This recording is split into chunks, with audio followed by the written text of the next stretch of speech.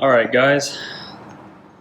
Today we've got I've got my 2014 Jeep Grand Cherokee Ecodiesel 3.0, and had a problem the other day. Had to get towed. I would start it up. It'd run for about 5 seconds and shut right back off.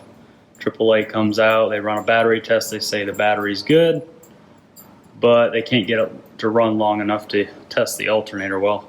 I've run a couple more tests with my multimeter and everything, and it looks like the alternator is intermittently working a little bit, and then it'll not work the next time. So I'm in the process of right now of tearing things down to try and get to the alternator, to remove it and hopefully go have it bench tested and see if that's definitely the problem.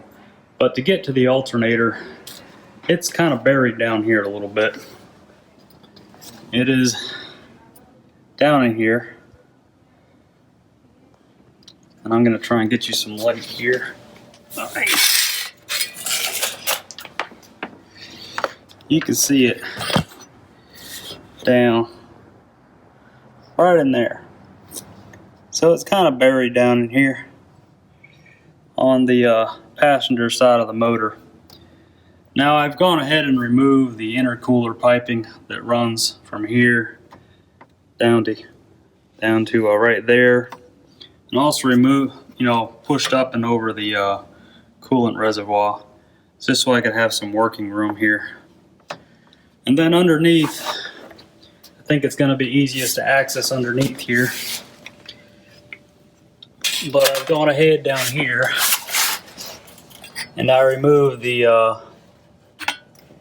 undercover from the bottom of the motor, as well as you can see this cover right here. This was up over the there's about 5 10mm bolts that hold this cover up over the front of the belts that covers the idler pulley and the crankshaft. And so I went ahead and removed that, and you can see up in here that I've got the belt off now to try and give us more access. You can see the alternator right back there that I've got to get to next. So the next part is just figuring out how to get that disconnected and pulled out of there. So I will catch back up with you in a bit. Okay, guys, we're back here on the alternator again, out of my Ecodiesel. I went and got a actual diagram here,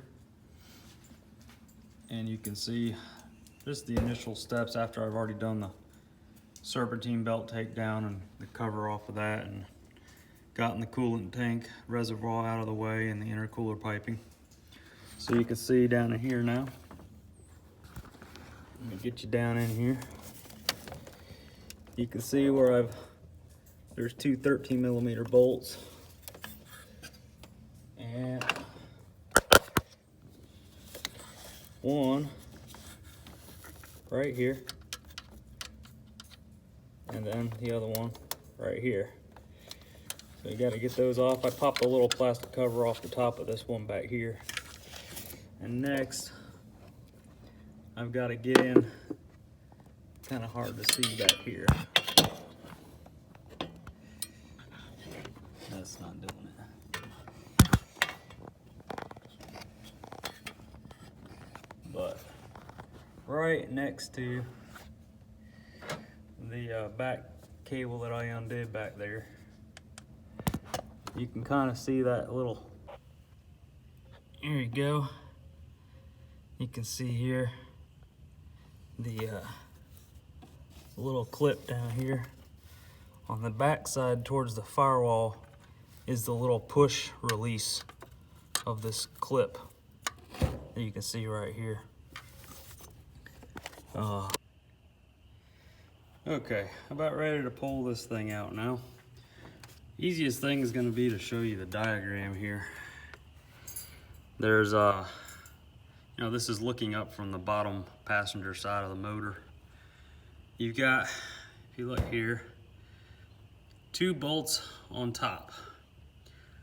The bolt on top towards the front of the motor is where the wire plugs on first. So you take that nut off, pull the wire, and then you unscrew or loosen the bolt, the nut that's at the front of that bolt, the same bolt that the wire plugs on. And then I left the back top bolt in place and got up underneath the vehicle to get the back bottom bolt. The front bottom bolt I accessed from the top of the vehicle going down where the coolant reservoir had been, where I moved it out of the place. So I went down right through here, and you just kind of have to feel around with your fingers, and you'll see down in here the bottom bolts up under the bottom of the alternator there, and I got it with a 13 millimeter. All these bolts holding it on are 13 millimeter. I got it with a 13 millimeter flex wrench here. And then again, like I was saying, the bottom back bolt, I got from underneath the vehicle. A little tight, but it's doable. So now I'm ready to pull the top bolt that I already have loose. Right there, you can see it unscrewed a bit, and hopefully this alternator will drop right out.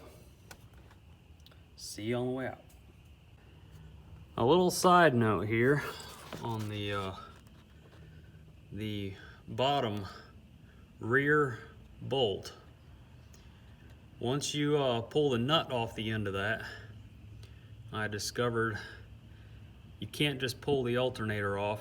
There's still a bolt stuck back in there, and there's not enough clearance to pull the alternator out towards the wheel well to get it out. So discovered you need, the end of that bolt is an E7 torque socket. It's right here, you see? E7 torque socket. So you'll need one of those to unscrew the bolt out of there to be able to remove the alternator. So I've got it all loosened up. It's laying down there. I should be able to pull it right up through this gap right here, and I'll take it and go get it bench tested and reinstall it if it's good, and keep diagnosing from there, or get a new one.